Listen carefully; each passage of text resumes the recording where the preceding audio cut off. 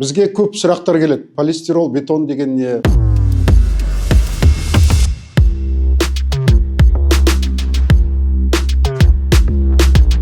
Ассалаумағалейкум, құрметті оқырмандар. Бүгін біздер ДСК деген клиентіміздің строительный компанияның келіп қарап отырмыз. Полистирол, бетон қалай құйылады, ол не үшін керек деген. Сол үшін біздер осы объектіге келіп түсіріп отырмыз. Полистирол, бетонның процесін, жаңағыдай біздің крошкамен, цемент бәрі сумен араласып келіп, трубамен келіп, мұнда өткізіп жатырған.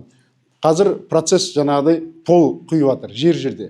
Осы 9 этаждың бәріне полына полистирол бетоннан құйып жатыр. Оның қандай пайдасы бар? Біріншіден, жылу өте жылы болады. Екіншіден, звукоизоляция дейміз ғой, дыбыс жібермейді.